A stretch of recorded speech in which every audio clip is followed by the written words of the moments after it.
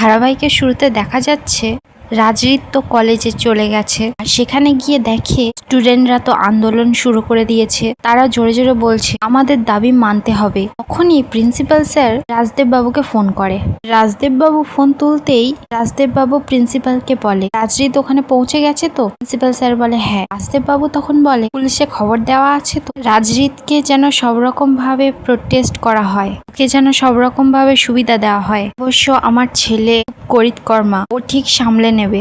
এই বলে তো ফোনটা রেখে দেয়। এদিকে দেখা যাচ্ছে ছাত্র আর ছাত্রীরা তো আন্দোলন করেই যাচ্ছে। তখন রাজরিত জোরে চিৎকার করে বলে আমি তোমাদের বলছি প্লিজ তোমরা ক্লাসরুমে ফেরত যাও। আমি তোমাদের কথা দিচ্ছি 24 ঘন্টার মধ্যে এই অপরাধের কিনারা করব।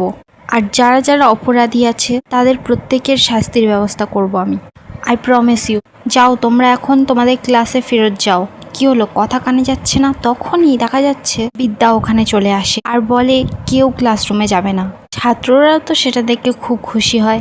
বিদ্যা যখনই রাজরিতের সামনে এসে দাঁড়ায় তখন রাজরিত জোর গলায় বলে প্রফেসর, ছাত্রদের উস্কানোমূলক কথাবার্তা বলা বন্ধ করুন। বিদ্যা তখন বলে বন্ধ করে দেব, আগে ওদের বলুন যাতে বহিরাগত লোকদের এখানে প্রবেশ না করতে বলে, বন্ধ করে যেন। আগে সেইগুলো মানুষদের বলুন যারা বহিরাগত হয়ে এই কলেজের সিকিউরিটি গার্ডকে খুন করে গেলেন, একজন নিরাপত্তা রক্ষীকে খুন করে গেল, তাদের সত্যিটা সামনে আনতে। আমি বন্ধ করে দেব, আগে বলুন সেই মানুষগুলোকে যারা রাতের বেলায় কাটমানি হয় তারপরে কলেজটাকে কলুষিত করা হয়, আগে সেইগুলো বন্ধ করতে বলুন, তারপরে নয় আমি সব বন্ধ করে দেব। রাজরিত চ্যাটার্জি। রাজরিত তখন বলে হ্যাঁ সব হবে, আগে এদেরকে সবার ক্লাসরুমে যেতে বলুন। বিদ্যা তখন বলে নো, সবাই ক্লাসরুমে যাবে না। তখনই প্রফেসর পিসি সাইটে দাঁড়িয়েছিল, বলে আপনি কিন্তু কলেজের রেপুটেশন নষ্ট করছেন। বিদ্যা তখন জোরে হাঁক মেরে প্রফেসর পিসিকে চুপ করিয়ে দেয়। বিদ্যা তখন রাজরিতকে এসে জিজ্ঞাসা করে আপনি এখন কোন অধিকারে এখানে এসেছেন? প্রিন্সিপাল স্যার তখন বলে এখন আপনি ওনাকে ধরে নিন এই কলেজের মালিক হিসাবে, মানে আমাদের যে গভর্নমেন্ট বডি আছে তার মাথা হচ্ছে উনি, এবং সেটা আইন কানুন ভাবে উনি দায়িত্বটা নিয়েছেন। বিদ্যা তখন রাজরিতকে বলে আগে আমরা দুজন জয়কে জয় দেখতাম আর নয়কে নয় দেখতাম, কারণ তখন আমরা দুজনে পাশাপাশি ছিলাম, আর এখন আমরা দুজনে উল্টো দিকে আছি। তাই আপনি যখন ওপাশ থেকে জয় দেখছেন আর আমি এপাশ থেকে নয় দেখছি, দৃষ্টিভঙ্গি হয়তো আলাদা হতে পারে, হয়তো আপনি আপনার জায়গায় ঠিক আর আমি আমার জায়গায় ঠিক, কিন্তু উল্টে গেছে। আপনি নয় দেখছেন, আমি জয় দেখছি। রাজরিত তখন জোর গলায় বলে এখানে কিন্তু 9-6 হয়ে যাবে বিদ্যা। রাজদেব চ্যাটার্জিকে নিগ্রহ করা হয়েছে এখানে যেটা চলছে সেটা কিন্তু জুলুমবাজি চলছে। আপনি এখান থেকে সবাইকে নিয়ে চলে যান। বিদ্যা তখন বলে না হলে কি করবেন আপনি? রাজরিত তখন বিদ্যাকে বলে আমি অনুরোধ করছি বিদ্যা, স্টুডেন্টদের নিয়ে এখান থেকে চলে যাও।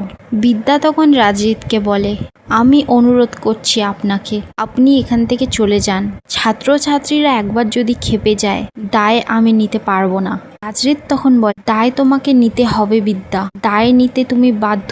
আর এই দায় না নেয়ার কারণে আমার বাবাকে মানে রাজদেব চ্যাটার্জিকে নিগ্রহ করা হয়েছে এখানে, তিনি আমার পিতা, আর সেই দায় তোমাকে নিতে হবে বিদ্যা। আর সেই দায় নিয়ে এই প্রোটেস্ট বন্ধ করতে হবে তোমাকে, জমরদ বন্ধ করতে হবে, এই অবরোধ বন্ধ করতে হবে তোমাকে। বিদ্যা তখন রেগে গিয়ে জোরে চেঁচিয়ে রাজরিতকে বলে শাট আপ, আপনি মালিক হয়েছেন বলে আমার সাথে উঁচু গলায় কথা বলতে পারেন না, আপনি আমার অবরোধ আমার জমায়েত বন্ধ করতে পারবেন না। রাজরিত তখন বিদ্যাকে জানায় বিদ্যা এটা আমাদের রেপুটেশনের প্রশ্ন, আমাদের ভ্যালিউটিস প্রশ্ন, আমাদের প্রিন্সিপালের প্রশ্ন, এটা কলেজের এক্সাম। বিদ্যা তখন বলে ঠিক তাই, আর ওরা তো এখানে দাঁড়িয়ে আছে, ওদের অ্যারেস্ট করান, ওরা সবাই উঠে যাবে, সব জমায়েত কমে যাবে। আপনি কি বুঝতে পারছেন না ওদের ফিউচার এখন অসুরক্ষিত?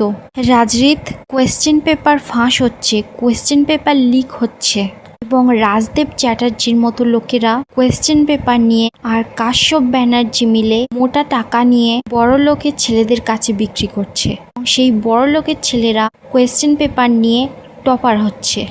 রাজরিত তখন বলে আমি না দুনিয়ার দায়িত্ব নিইনি। বিদ্যা তখন রাজরিতকে জানায় আমি তো নিয়েছি এই কলেজের দায়িত্ব, আমি তো নিয়েছি এই ছাত্রছাত্রীদের দায়িত্ব, কলেজ থেকে যা শুরু হওয়ার হবে। আর আপনি তো বললেন চ্যারিটি বিং সেট হোম। রাজরিত তখন বিদ্যাকে বলে, বিদ্যা তুমি কিন্তু তোমার মাত্রা ছাড়িয়ে যাচ্ছ।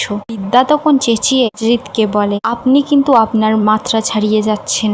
রাজরিত তখন দেখা যাচ্ছে রেগে গিয়ে বিদ্যার ওপর হাত তোলে। বিদ্যা তখন সেটা দেখে বলে, চমৎকার, হাতটা আমার দিক থেকে নামাবেন না, হলে এই কলেজের একটা ইঁটও আসতে থাকবে না। বিদ্যা তখন সকল স্টুডেন্টদের জানায়, স্টুডেন্টরা সবাই বলে ইয়েস ম্যাম। তখন সবাইকে বলে, তোমরা সবাই পজিশন নাও। আমার মনে হয় উনি পুলিশ ডেকে লাঠিচার্জও করাতে পারেন। রাজরিত তখন বিদ্যাকে বলে, বিদ্যা প্লিজ তুমি আমাকে ভুল বুঝছো। বিদ্যা তখন বলে, অবস্থান বুঝে বললাম না, অবস্থানগত পার্থক্য হয়ে গেছে। আপনার কলেজ, আপনার বাবা, আপনার প্রফেট, আর আমার ফ্যামিলি, আমার ছাত্রছাত্রী, আমার কলেজ, আমার বেড়ে ওঠা, আমার আদর্শ, আমার সবকিছু, সেগুলো ও হ্যাঁ, সেখান থেকেই শুধু আজকে একটা নাম ডিলিট হয়ে গেল। রাজরিত তখন বলে, কার? বিদ্যা তখন বলে, রাজরিত চ্যাটার্জি। রাজরিত তো কথাটা শুনে অবাক। এই আন্দোলন চলছে আর চলবে, বিদ্যা তখন বলে। তখনই বিদ্যা স্টুডেন্টদের গান গাইতে বলে। স্টুডেন্টরাও তো গান গাওয়া শুরু করে দেয়। এদিকে দেখা যাচ্ছে রাজরিত তো বাইরে এসে ফোন করে ফোর্স পাঠাতে বলে, আর এই প্রোটেস্ট বন্ধ করুন কুইকলি। দিকে দেখা যাচ্ছে রাজদেব বাবু তো খাটে বসে বসে ওষুধ খাচ্ছে। তখনই দেখা যাচ্ছে সিঞ্জয়ী এসে রাজদেব বাবুকে বলে, দাদা গুড নিউজ। রাজদেব বাবু তখন বলে, হয়েছেটা কি? তখন সিঞ্জয়ী বলে, যা কেউ পারেনি তা আপনার ছেলে করে দেখিয়ে দিয়েছে। রাজদেব বাবু তখন বলে, কি করেছে ছেলে আমার ছেলে? সিঞ্জয়ী তখন বলে, কলেজের ছাত্রদের হাত ধরে বাইরে বের করে দিয়েছে, একদম গেটের বাইরে বার করে দিয়েছে। রাজদেব বাবু তখন বলে, সত্যি? সিঞ্জয়ী বলে, হ্যাঁ, এবার কলেজে প্রোটেস্ট বন্ধ, তো একটু পর ক্লাস শুরু হয়ে যাবে। আপনার বৌমা তো থোতামুখ ভোতা করে দিয়েছে, বড্ডবার বেড়েছিল।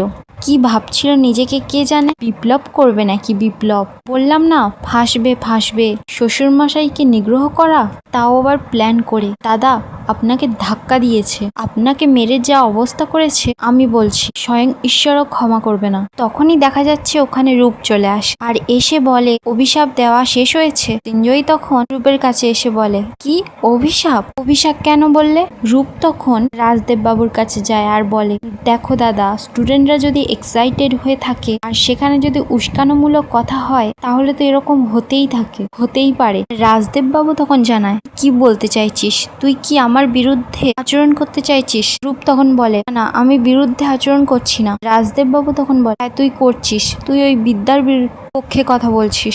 না, করছি না, কিন্তু কতগুলো নিরীহ ছাত্রদের পুলিশ দিয়ে বের করে দেওয়া হলো। অপরদিকে দেখা যাচ্ছে রাজরিত তো অফিসে বসে আছে, সেখানে বিদ্যাও আছে আর বলছে, 3 জন ছাত্রের মাথা ফেটেছে, একজনের পায়ের হাড় ভেঙেছে আর একজনের হাতের হাড় ভেঙেছে, আর অল্প বিস্তর ছাত্রদের অনেকেই আহত হয়েছে। প্রোটেস্ট করা ছাত্রদের আপনি আপনার কলেজ থেকে বাইরে বের করে দিলেন, সেটা অত্যন্ত লজ্জাজনক। রাজরিত তখন বলে, ছাত্রদের ট্রিটমেন্টের খরচা কলেজ করবে, আর এই পুরো খরচা করবে কলেজ, আর আপনি এই বিষয়ে চিন্তা করবেন না। বিদ্যা তখন চেঁচিয়ে ওঠে রাজরিতের ওপর, অর্থের অহংকার দেখাবেন না আমাকে, একদম আমাকে অর্থের অহংকার দেখাবেন না। ওই ছাত্রদের দাবিটুকু মেনে নিলে আপনাদের সবকিছু সলভ হয়ে যেত। আর এখানেই আজকের পর্বটি শেষ হয়ে যায়। ভিডিওটি কেমন লাগলো কমেন্টে জানাতে ভুলবেন না।